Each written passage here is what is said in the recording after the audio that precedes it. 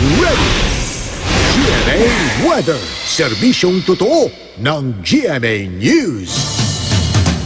Nagpapaulan pa rin sa buong Visayas at ilang bahagi ng Luzon ang LPA o Low Pressure Area na dating bagyong Domeng.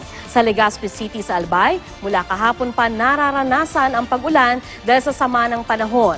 Bagay na ikinatuwa ng mga magsasaka sa lugar dahil nanunuyo na raw ang kanilang lupa. Habang ang probinsya ng Sorsogon napaligiran ng maulap na papawirin na sinamahan ng pag-ulan. Sa datos ng The Weather Company, may hinang ulan lang ang posibleng maranasan sa Metro Manila ngayong Semana Santa.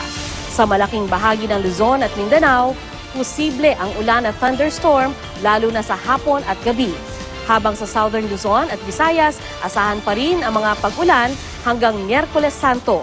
Pero bubuti na ang panahon habang pa-weekend.